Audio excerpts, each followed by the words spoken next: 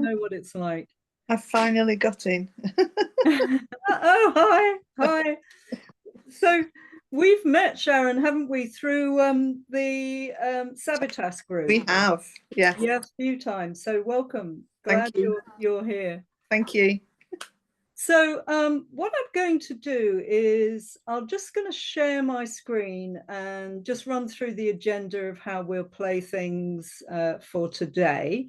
And then, as I say, we have got a guest speaker who's Beth, and I'll be introducing Beth in a moment. So let me share one of my many open windows. Oh gosh, why can't, here we go. That's the one I want.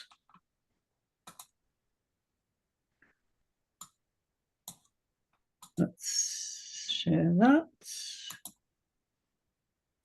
Okay, and let's go to slide. I fear I've probably got too much open and everything's gone slow. So, okay, hopefully everybody can see that okay. So yes, so this in fact is the third cohort for female founders this year that we've had. And really all of them have been focusing on the journey from founder to leader that we make and the differences and challenges it is for us as female leaders. And this series is going to be slightly different. We've had guest speakers before, but I really want to make this an opportunity to bring in female founders who can share their story and talk about their journey, and people like Beth who are supporters of entrepreneurs as a support organization and an expert to help them away on the journey. So it's very much a welcome for us. We do, as I say, record these sessions. We, as usual with the webinar series, you get a lot of people register. Not everybody can attend, but Ikutu, who's my EA and is really helpful with all of this series that we've been running, follows up with people, and we share the recording, but only to people who've registered. So nothing goes wider than that. And I'll say a bit more about how you can access those resources right at the end. So we're going to be talking, oh, there's a bit about me. I forgot I put a bit about me. I think I know a lot of you, but just in brief, I've been involved in the Global Entrepreneurship Network for over 15 years, co-founder of the Global Entrepreneurship Network in the UK, coming from the Middle East, where I worked for 8 years in an organization that supported youth entrepreneurship across the MENA region.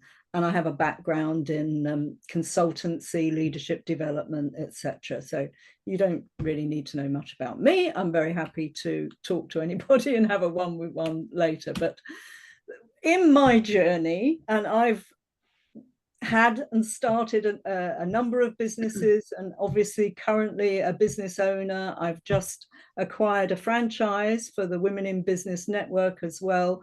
So I'm in the same place as many of you in this journey as we grow our business and grow ourselves professionally. And it seemed to me, as I've been working with a number of female founders, and not just female founders, but entrepreneurs in general, that the journey takes us from these very early stages where we're coming up with ideas and trying to identify what the focus of our business should be, to launching the business, the challenge of getting it off the ground. We use the term pivoting frequently when we're talking about entrepreneurs. As the journey progresses, sometimes we go back, revisit that original idea, change things, refine things. And part of that early journey is thinking about this stage, the legacy, the impact of our business right up here. So we start our business, we talk about having a very clear purpose for our business. And once we are clear about what that purpose is, our legacy, our impact, that helps us to define the culture, the values of the organization that perhaps we carry internally as a solo founder or within a small team of co-founders. But as our business grows, we bring more people into the organization. This whole area of along the journey, how we manage the teams that we work with, how we ensure that our culture and values stay consistent as we grow, becomes increasingly important. And then, of course, there's the stage, again, as we kind of transition and the business grows larger, that as a founder, we become less operational and more focusing on leading others, inspiring others, maintaining that culture and those values. And then, as I say, thinking about what is the legacy of the business, and in practical terms, what do you intend to do with your business? Do you intend to exit? Do you intend to sell it on? Do you intend to close the business down, or are you creating a business that you want to stay with forever? So all of those are questions, and all of those seem to me to be steps along the journey from founder to leader. So I've talked to Beth about this. Beth is somebody that I've known for a little while now, and I know that we're both working in the same area, and we both know a number of the same female founders, successful female founders that we've worked with and talked to on a number of occasions. And I'll let Beth say a bit more about herself, but she's an associate with Farrer & Co., the law firm in London that does a lot of work and has a specific team, the entrepreneurs team, that Beth's work does champion female founders. So I'm going to stop sharing so that we can focus on a discussion between Beth and Beth. So welcome. Elaine, and thanks so much for having me, and it's nice to meet all of you and see all of you. So yeah, great to be here. Great, good. So do you want to say something just on what I've just shared about the journey? Yeah, so I think it was interesting actually seeing it on that graph, because I think the legacy aspect being the final part is actually intrinsically linked to the sort of ideation. And I was having a think about this, and obviously everything that I say is generalizing, but I think a lot of female founders that I act for or have met, their idea comes out of a particular personal difficulty that they have come across. And so I think female founders in general want to make the world a better place in whatever shape or form that looks like. But I think ultimately that links straight away with legacy. You know, what is the mark that you want to leave behind? And I think it is very common amongst female founders that we're kind of looking beyond profit. And being a corporate lawyer, actually, the ability to do good with your business is so important now. It's not just profit that investors are looking at, and you know, people that might want to buy your business in the future. We're now at a stage where we're looking, I think because of where society is, we're looking beyond money making, and it's actually what other impact is this business having.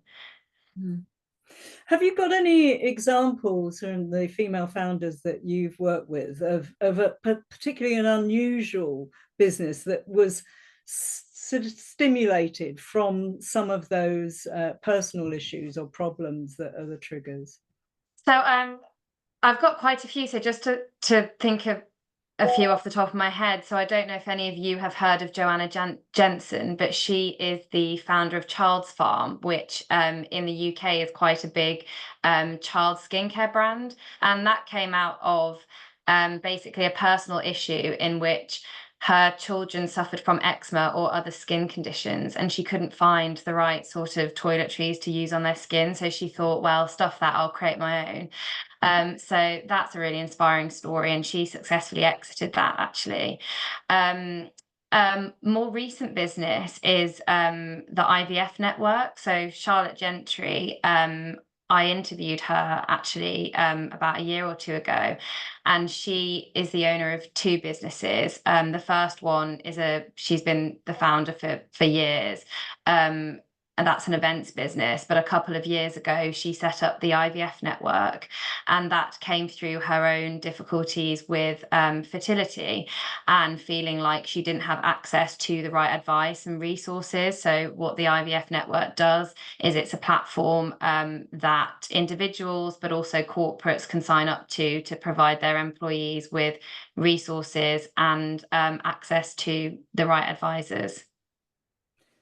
But yeah, I mean, like you, I've certainly come across a number of female founders, and it might be something that, as in the examples that you've given, that's to do with a family member who's got a particular issue, or another sort of social enterprise challenge, really, a social need that they see.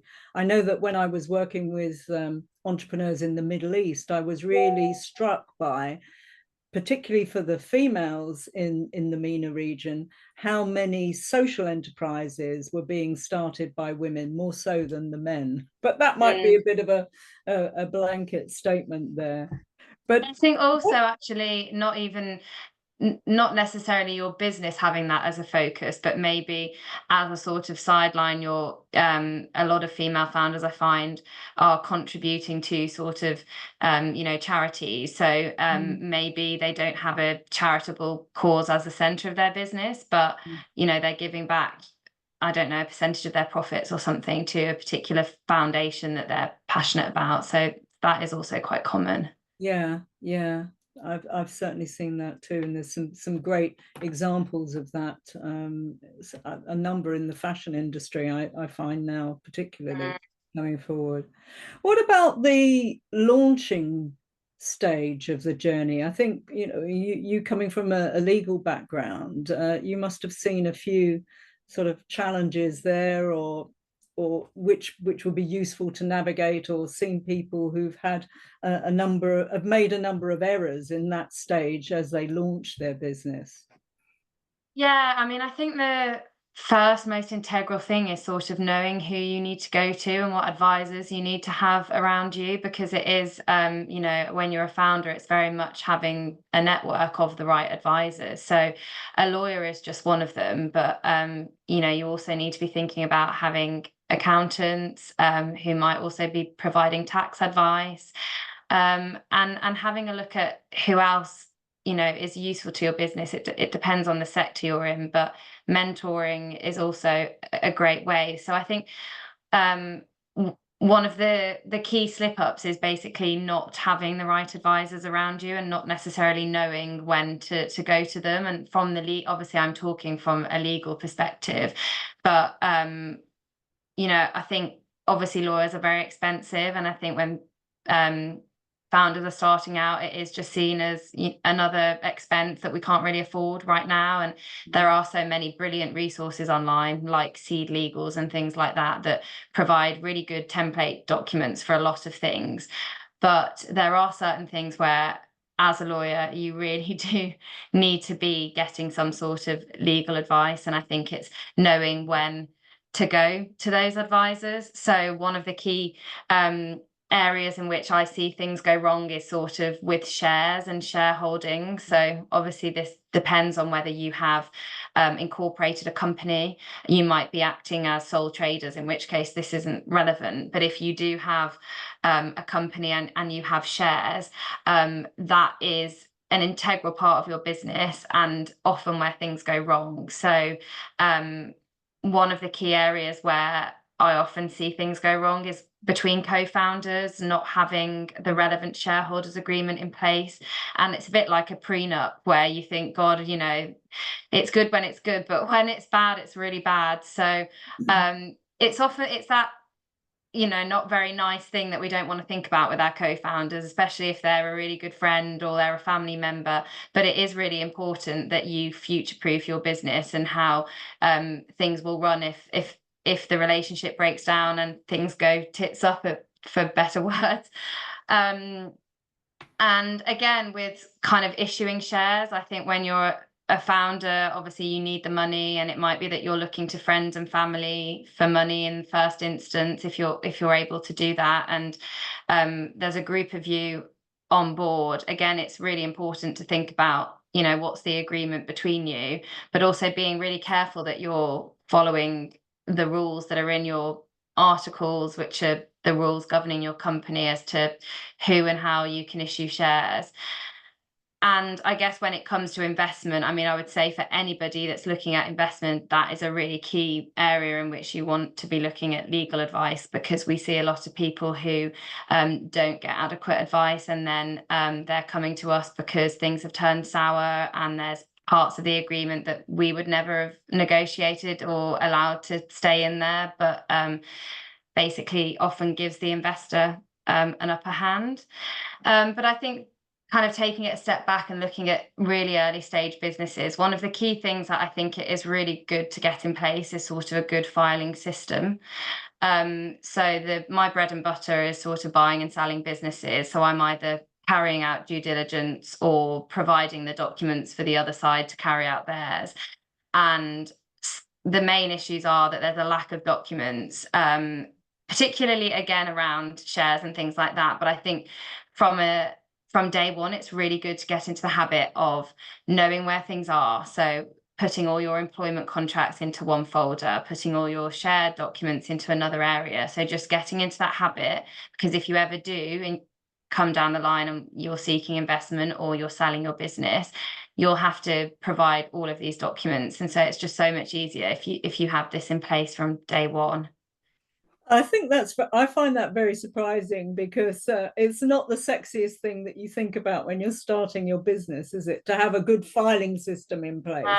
I know on previous sessions that we've had in the series, we've talked with people who we've had guest speakers who are kind of finance experts and trying to help to take the fear out of finance. And a lot of that is about documentation. But it's very interesting to hear you say, look, it's about getting that clear system, that clear methodology and systems in place, because you just don't know down the line when those documents might be needed.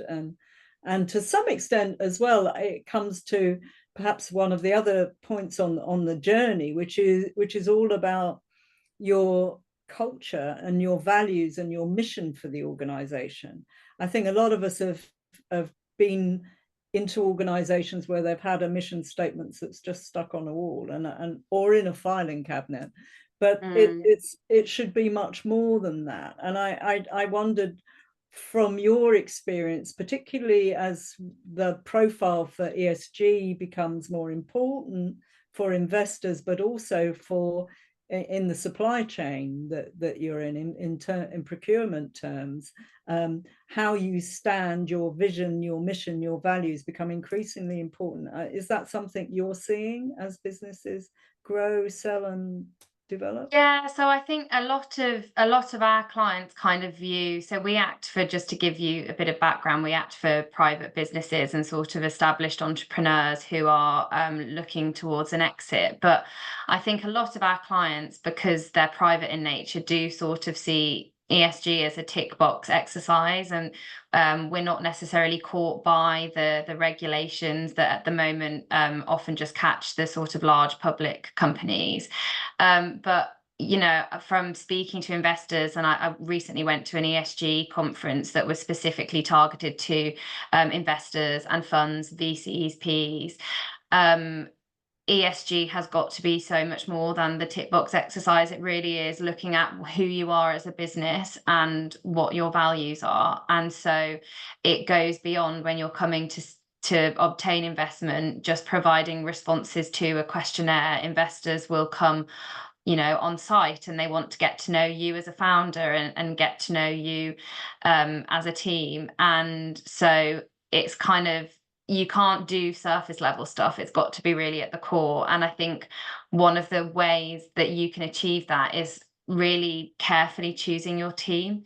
So the way that we maintain a culture is by ensuring, you know, that the teams that we are growing, you know, we're taking on the right people who are going to continue our values. And so particularly with a lot of my female founders, it's integral to them that they build the right team that they trust and know will support them in the right way, but also there's often a real focus in female-owned businesses on diversity and kind of fostering a team that wants to do better. And ultimately, as a founder, you've got to build a team that believes in your vision too. And so, yeah, I think there is a lot to say about the team, but also you as a founder, it's top down at the end of the day. So, you've got to stay true to your values too, and then hopefully that will trickle through to the rest of your team. Yeah, and I want us to break into to a couple of groups really to discuss some of these points that we've been talking about together. But I did a poll on LinkedIn last week, which was around these points on the journey to identify what people thought is the most challenging. And there were two that came pretty close together. One was, how do we maintain the values as we grow our business?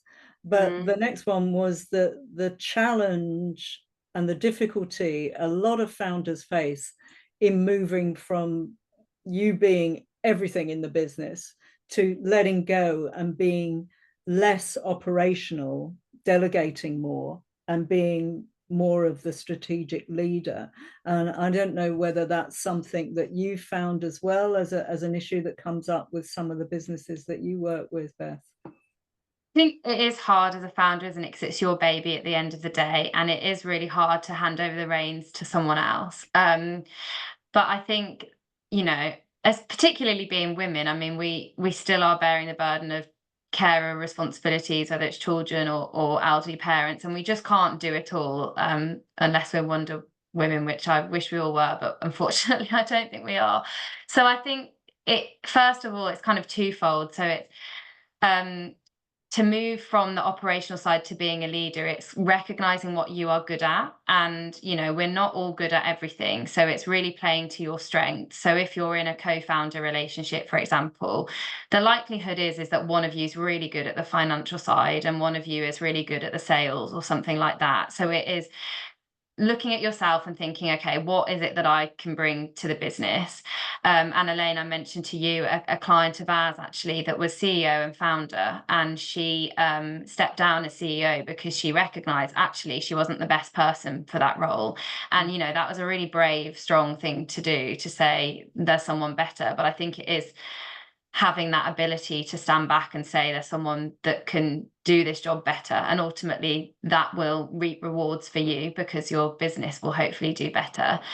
So I think there's that aspect of sort of recognizing what you are good at and focusing on that, but it is also then again focusing on team. So it's choosing your team really carefully, especially when you're in the early stage and there's maybe only a couple of you. It is really thinking about, okay, what sort of people do I want to bring to the business? And also identifying clear roles. What is it that we need? Do we need a marketing assistant? Do we need an accounting assistant?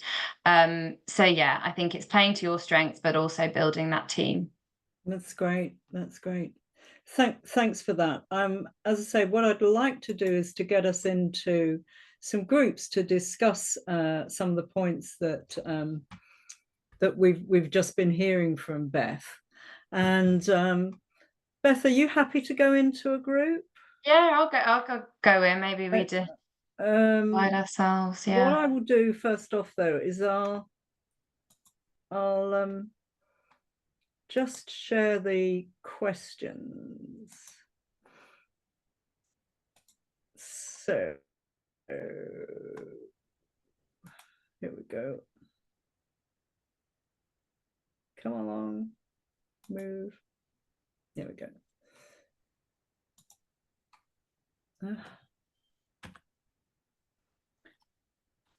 So I think it'll be useful. Let's just focus on this first question for both groups, just so that we can spend a bit of time. So I'll do the automatic group allocation in a moment, but in the groups, obviously you're going to be it'll be small groups of about 4 people. So it'd be a good opportunity for you to just briefly introduce yourself and your business to other people in your group, but we've only got about 10 minutes. So, and then to discuss which aspects along the journey resonate mostly with you in terms of your current challenges.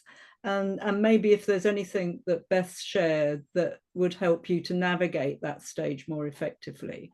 We'll forget about the second question because I just don't think we'll have time. So, so it's which of these stages resonates with you most closely? What are your challenges? How does it relate to you? And also then, you know, what have you heard from Beth today or in the discussion that you think you would be able to make use of that and help to navigate the journey a bit more effectively? So let me do 2 breakout rooms and see where we go.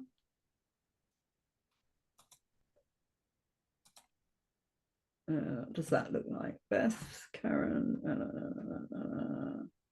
yeah. Okay, so I will let you know when it's time to go.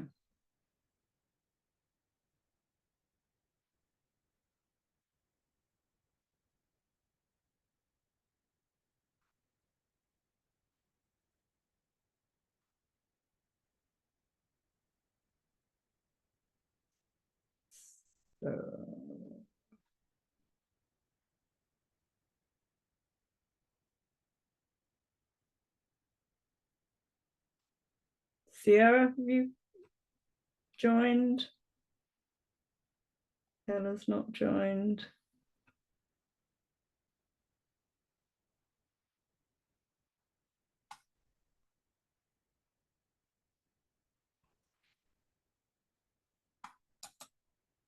Ella and Sierra, are you able to join the group?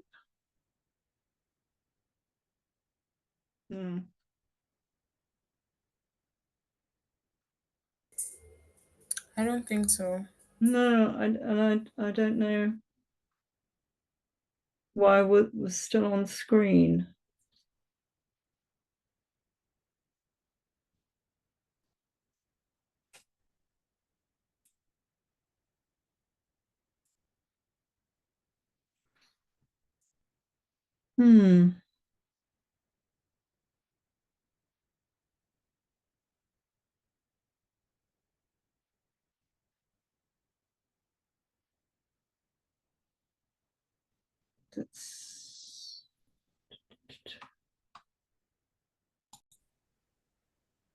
So yes, that was from Sierra.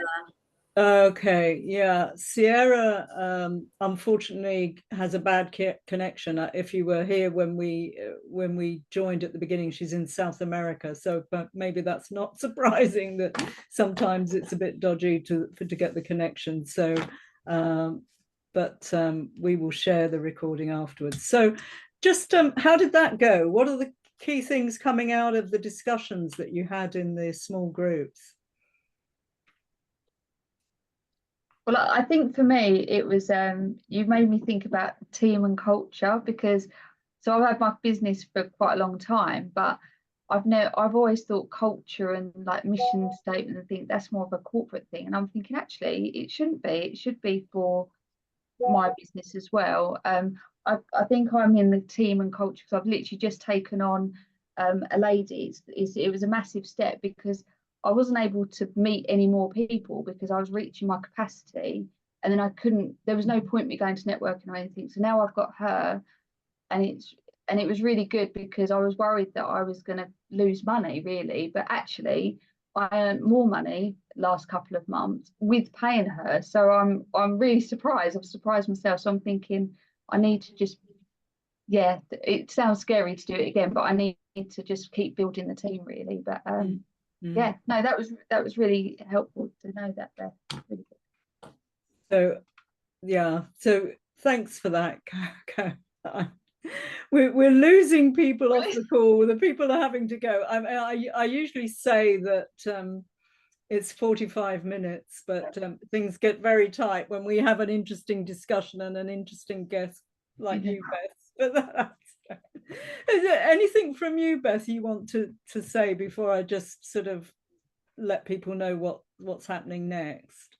I mean, we had an interesting discussion in our group with Robin actually, and she was talking about how she's done a lot of mentoring, and actually that brings me back to how we met Elaine, and we met through two chicks who female founders of an egg white business. And actually, when I think about, well, what legacy are they leaving behind? They basically have an initiative called Future Female Entrepreneur. So that's all about mentoring the future generation to hopefully, help more women become business owners in the future. And so I think it sounds like, Robin actually wants to do a similar thing in the UK. She's recently moved in June. But I think that was a really inspiring way of leaving a legacy and kind of actually looking beyond your business at what you can offer as a founder. You've got experience behind you, so hand it over to someone else and help someone else. Yeah, that's a great example of a legacy, and I know that the work that Two Chicks and Ella does is very inspiring, and has already yielded some very impressive new female founders and new businesses. I'm hoping, well, Ella has said she will be a guest on the future program, so it'd be good to see her on here. I just want to sort of wrap up, just a few things that are coming up, a few things to stress is everybody will receive an invite to join the online community platform. That invite will be from the platform itself, which is UpCoach. So you should receive an email from UpCoach that says, I've invited you to join the community. You'll be joining a group on there that is already established, because it's got a lot of resources from the previous speakers, so recordings from previous speakers. There are links to offers that are available to people as well, and we upload the recordings of the sessions and any other resources. So I know Beth's got a few things she's going to send to me, and we'll put those on the UpCoach platform as well. So it's a space where hopefully you can introduce yourself to the other members of that group. We can keep the dialogue going after today, and it's where you can ask questions, etc., moving forward. The other thing to say is that I'm very happy to have a one-to-one with anybody who's part of this cohort, just to do a bit of a kind of temperature check on where you are with your business, where you are on that journey. And if Ikutu, you can put my link in, and we and people can actually sort of book a session with you by the candidate. Okay, great. Thanks for that. And the next speaker next week is somebody who's a female founder, and how she does it I do not know. She's got she's so busy with a number of different businesses. I've known her for a couple of years, and she particularly works in the diversity area, and she does a lot of support for her business. Her main business is called the Mind Tribe, Katie Matthews, and I'm sure she will be a really inspiring speaker to talk about her personal challenges, as well as somebody who's coming from a background of having a number of mental health issues that she's very open about, and how she manages being a successful entrepreneur with those issues. And actually talking about legacy, she does a lot of work with people who to support them who might be experiencing those sorts of problems also. So as I say, I won't go over, just gone over our allotted time for this. I just want to thank Beth again, and we will be following up. Ikutu will follow up with the contacts, and we will also be sending you via UpCoach the invitation to join the platform. So do get in touch with me if there's anything that arises after today. And just thanks, Beth, once again. It's been great. Feel free to connect with me on LinkedIn if you have any questions or any other thoughts. I'm very happy for you to do that. Thanks again, Beth. All right. Thanks you. All. Bye, everyone. Bye.